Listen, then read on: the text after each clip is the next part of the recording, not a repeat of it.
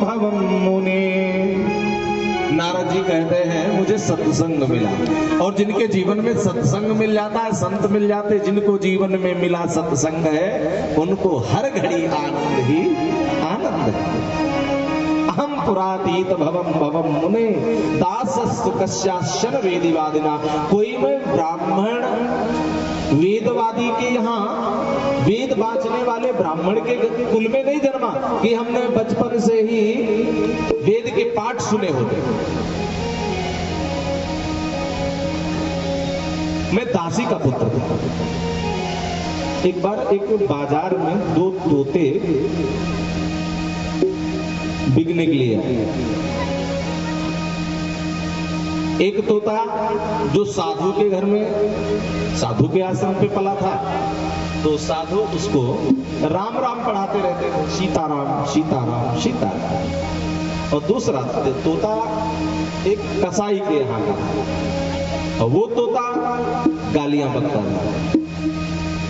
बाजार का या नियम था राजा का कि जो वस्तु नहीं बिकती थी उसको राजा खरीद लेते थे।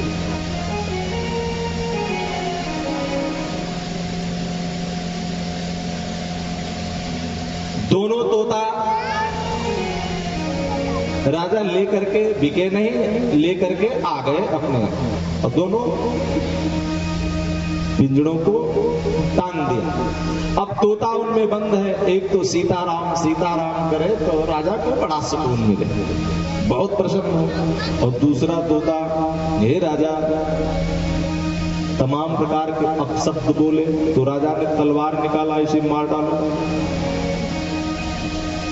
तो तोते ने दूसरे ने सावधान किया, हे राजन इसका कोई दोष नहीं है, इसे मत मारो। क्यों दोष नहीं है इसका? कहा कि ये तो संस्कारों का दोष है। मैं राम नाम जानते हो क्यों जप रहा हूं? क्यों जप रहे हो राम नाम? क्योंकि मैं साधु के आश्रम पे सुबह से शाम तक राम नाम सुना है, पढ़ा है, सीखा है। मुझे बार बार साधु सिखाते थे, बेटा सीताराम बोल, सीताराम बोल। तो राम राम में जपने लगा। और यह जो मेरा भाई है ये कसाई के यहाँ चला गया, और कसाई ने तो केवल इसे अपशब्द ही सुनाए हैं, तो जैसा सुना है वैसा ही ये बोल रहा है। इस तोते के कारण इस दुष्ट को भी प्राण दान में मिल गए। तो कहते हैं नारद जी हमको ऐसा कोई परिवार नहीं मिला जहां ऐसा माहौल मिला होता कि हम भी सत्संग करते या उचित खूब शिक्षा धारण करते। अहम पुरातीत भवम भवम मुने दास्यश्च कस्याश्चन वेदवादिना। मैं एक केवल दासी का पुत्र था, और दासी का पुत्र तो वहां सत्संग मिलने वाला कैसे था। लेकिन एक बार अनुग्रह संतों का हो गया, संत आ गए मेरे नगर में, कृपा करके सत्संग करें। और यहाँ सत्संग होने लगा तो मैं संतों के साथ में रम गया, और संतों के साथ में रमने का फल ये हुआ कि मुझे भजन बड़े अच्छे लगे, उनकी संगति बड़ी अच्छी लगती। जब संत विदा होने लगे तो मैंने भी कहा कि हम भी चलेंगे आपके साथ। तो संतों ने कहा बेटा तू नहीं साथ में जा सकता। अरे हम महात्माओं के जीवन में कभी कभी तो ऐसा होता भूखे प्यासे रहना पड़ता, कभी तो खावे चना चबेना, कभी तो खावे खीरा जी, वाह वाह रे मौज फकीरा जी। फकीरी में तो कभी खूब मालपुआ मिलते तो कभी कुछ नहीं मिलता, और तू मेरे साथ जाएगा तो ये ठीक नहीं, बेटा तू घर में रह। मेरा कैसे उद्धार होगा? तो कहा तुम्हारा उद्धार होगा, तुम यही भजन करना जो तुम्हें अच्छा लगता है। महाराज संत चले गए, और संत चले गए तो मैं भजन करता। मेरी माँ कहती बेटा बड़ा हो जाएगा, घर में बहू आएगी, नाती पोता खेलेंगे, घर आंगन हमारा खुशियों से भर जाएगा। और मैं कहता प्रभु अब प्रभु कृपा करो ये भांति, सब तज भजन करो दिन रानी। अब प्रभु कृपा करो ये भांति, सब तज भजन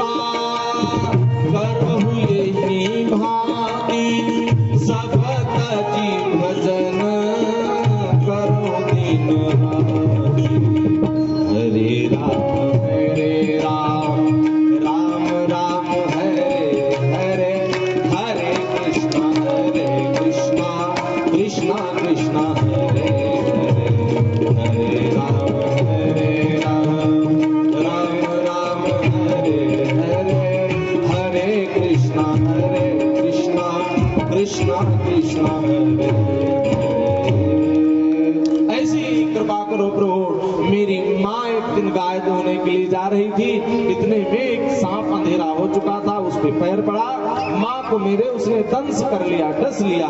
जब दंश किया, जहर मेरी माँ के शरीर में व्याप्त होने लगा। माँ चीखती है, बेटा देख। तो मैंने आके देखा, बेटा मुझे सर्प ने काट लिया, अब मुझे लगता है मेरा अंतिम समय आ गया। तू कहता था ना कि मैं भजन करूंगा, तेरा भी संसार में मेरे अलावा है कौन, तू भजन नहीं कर। माँ तो संसार से विदा हो गई, अब मेरा कोई अपना रहा नहीं। तो मैंने घर बार परिवार सब छोड़ा और जंगल में गया, भजन करता रहा। इतना इतना भजन किया, इतना भजन किया, भगवान आकाशवाणी करते हैं कि क्या चाहते हो, आपका दर्शन। भगवान ने कहा इस जन्म में दर्शन तो नहीं मिलेगा, और कुछ मांग लो। तो कहा प्रभु जब भी जन्म मिले हमें तो आपका ही नाम मैं गाऊं हमेशा, ऐसी कृपा कर दो, क्योंकि इस नाम से आपके बड़ा प्रेम हो गया।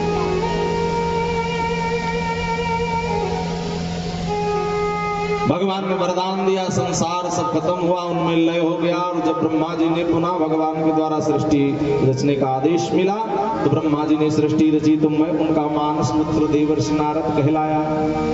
मैं जब प्रकट हुआ तो नारद जी ने कहा, मैंने पूछा अपने पिताजी से, पिताजी मैं कौन हूँ और क्यों हूँ इस संसार में। हर एक व्यक्ति का इस संसार में आने का कोई ना कोई मतलब है, बिना मतलब के कोई नहीं आया है इस संसार में। हम आप यहाँ संसार में आए हैं तो कुछ करने आए हैं।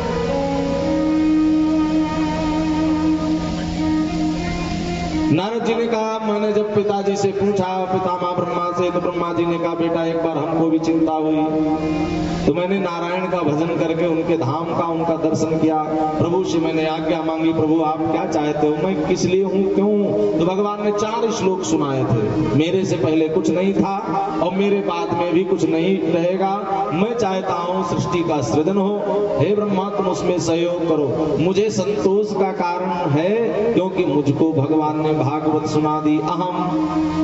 अहमेवाशिमी वक्रे नान्यं यत् सत्सत्परं पश्चादहं यदेदक्षयो वशिष्यति सूक्ष्म हृदयर्धं यत् प्रतीयेत न प्रतीयेत चात्मनि तद्विद्यावात्मनो मायां तथा यथा भाषो यथा तमा।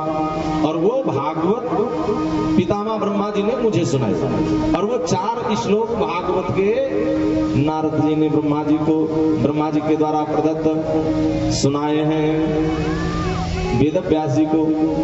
और वेद व्यास जी से कहा कि अब इन श्लोकों को आप बखान करो, संसार में लोगों तक जन जन तक पहुंचाओ, इसी हेतु तुम्हारा संसार में अवतार हुआ है। तुम संसार में इसीलिए आए हो कि संसार में भगवत धर्म का प्रचार करो। और हमें लगता है कि संसार में हम लोग भी इसीलिए आए हैं, भगवान ने भेजा है। समझ भी आ गई थी बचपन में ही कि भगवान ने इसीलिए भेजा है कि भगवत धर्म का प्रचार करें, भगवत नाम का गायन करें।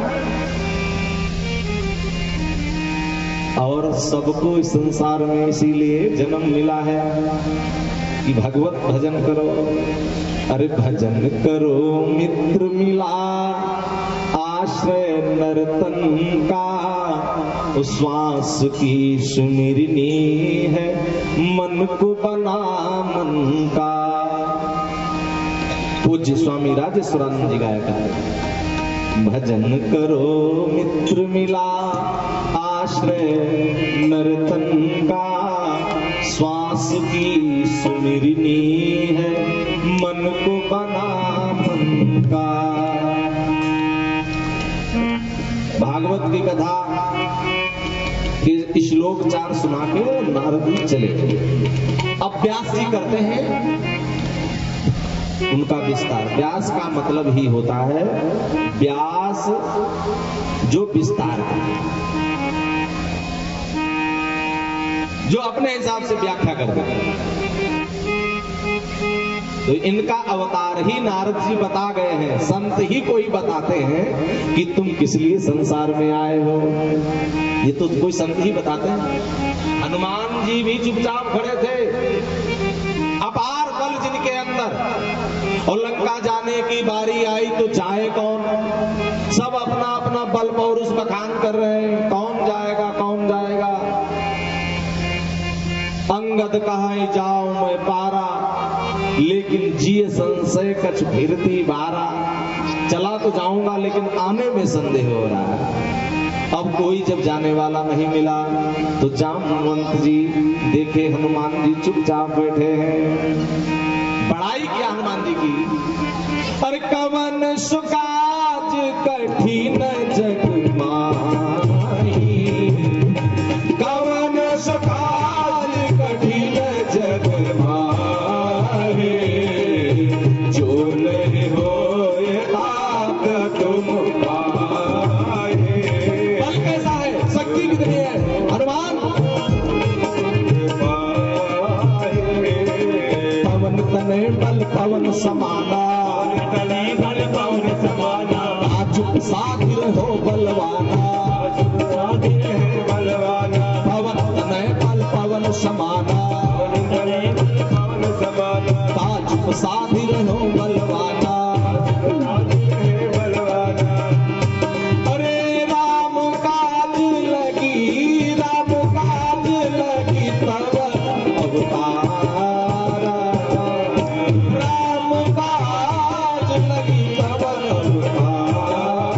तुम्हारा अवतार संसार में केवल इसलिए हुआ है, अपना बल इसलिए मिला है कि राम काज करो, बुद्धि इसलिए मिली है, शक्ति इसलिए मिली है, धन इसलिए मिला है। हनुमान पवन तनय बल पवन समाना, पवन तनय बल पवन समाना। जैसे वेग वायु का होता है, वायु अपने वेग से न मालूम क्या क्या बहा ले जाता है। पवन तनय बल पवन समाना, वायु के सामने अच्छे अच्छे टिक नहीं पाते। वायु जब विशाल चलती है तो अभिमान में अकड़ के खड़े होने वाले लोग गिर जाते हैं। और तुम्हारा अवतार इसीलिए है अभिमानियों के अभिमान को तोड़ने का। पवन तनय बल पवन समाना, ताजुक साधिर हो बलवाना, ओ राम काज लगी तब अवतारा, राम काज लगी तब अवतारा। ओ सुमत ही भय हो भयवतारा, सुमत ही भय हो भयवतारा, सुमत ही भय हो भयवतारा,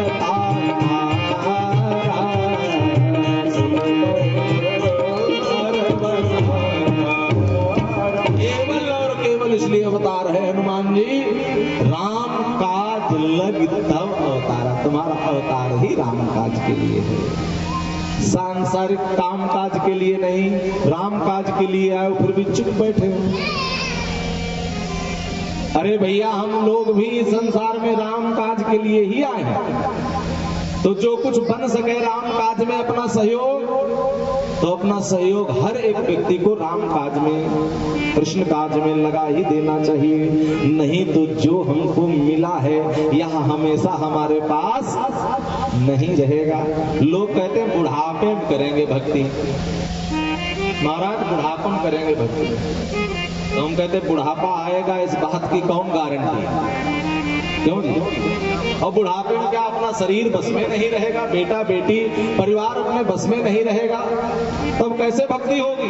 तो किसी संत साधक ने कहा है, आंख में पड़ेगा जाला देख नहीं पाओगे, नाक से बहेगा नाला, लाठी से पड़ेगा पाला, जरा जिंदगानी में भक्ति क्या करोगे जब शक्ति ना रहेगी, तन में पड़े पड़े धूमते रहोगे पीतदार। संसार के लिए जब भारू हो जाओगे, ये तो खाली मूली पड़े रहते हैं, अब तो भरवा जाते लोग भी जो अपने खास होते हैं, चले जाए तो ज्यादा अच्छा, तब कहाँ भक्ति हो पाएगी? देना भी चाहोगे, किसी के साथ कुछ उपकार करना भी चाहोगे, चाहोगे कि कथा कर सुन लिए होते तब तो अच्छा रहता, तब पछतावा होने से कोई फायदा नहीं होगा। इसलिए प्यारे, बहुत सुंदर अवसर मिल गया है, परमात्मा ने यह अवसर दिया है, तो समय चूक उनका पछताने का, वर्षा जब कृषि सुखाने। अवसर बढ़िया मिला है, इसका लाभ उठा ही लेना चाहिए। कहते हैं कि ये तो चले गए, नारद जी तो चले जाते हैं और भागवत की कथा लिखने लगते हैं। सूत जी कहते हैं ब्रह्मनद्याम सरस्वत्याम सम्यक प्राश इति प्रोक्तर्षीणाम सत्रवरधरा ब्रह्मनद्याम सरस्वत्याम आश्रमा पश्चिमा तटे। ब्रह्म नदी सरस्वती, पश्चिम में उनका आश्रम प्राश आश्रम, और यहाँ पर नारद जी के जाने के बाद बैठे, ध्यान किया भगवान गणपति जी का। विघ्न हरण मंगल करण श्री गणपति महाराज, प्रथम निमंत्रण आपको सब पूर्ण करिए काज। गणेश जी प्रकट हो गए। क्या करना है? व्यास जी ने कहा है काम करो, हमारा जो लेखनी चलने जा रही है मैं बोलूंगा और आप उसको लिखना। गणेश जी ने कहा सुनो, लिखेंगे तो हम तुम्हारे काज में सहायक बनेंगे क्योंकि तुमने हमारा ध्यान किया, लेकिन इतना जान लो जहां पे बोलना बंद कर दोगे वहीं मैं लिखना बंद कर दूंगा, इति कर दूंगा पूर्ण। व्यास जी ने कहा शर्त मंजूर है, लेकिन हमारी भी शर्त यह है कि ये नहीं जो मैं बोलता जा रहा हूं वो लिखते जा रहे हो, लिखने के साथ साथ उसको समझ भी लेना। जब तक समझ में ना आ जाए तब तक आगे मत लिखना। लिखना जो मैं बोल रहा हूं, लेकिन उसको समझ करके लिखना। अब सरस्वती माता का ध्यान किया। या देवी सर्वभूतेषु विद्यारूपेण संस्थिता, नमस्तस्यै नमस्तस्यै नमस्तस्यै नमो नमः। सरस्वती माता प्रकट हो गई वीणा लेकर के, स्वर को झनकारती हुई। क्या चाहते हो? तो सरस्वती माता से कहा हमें ऐसा ज्ञान दे दो, वर्णो विशद राम गुण गाथा। अब भगवान तो ऐसे हैं जिनका वर्णन कर पाना तो असंभव है, लेकिन ऐसी बुद्धि दे दो, ऐसा स्वर दे दो, ऐसा ज्ञान दे दो कि भगवान की कथा को मैं कर पाऊं। सरस्वती माता जी भी तैयार हो जाती हैं। अरे भाई सरस्वती जी बुद्धि नहीं देंगी। अब भगवान से प्रार्थना किया, हे प्रभु आप अंतःपुर में विराजमान होकर के और अंदर से शब्दों को आप ही निकालो। तो यहाँ पर व्यास जी महाराज बैठे और कथा प्रारंभ हो गई। सूत जी कहते हैं जहां से महाभारत का इंड होता है, अंत, और वहां से ही भागवत प्रारंभ होती है परीक्षित जी के जन्म कर्म से। सबसे पहले मैं परीक्षित का जन्म सुनाता हूं, क्योंकि जहां से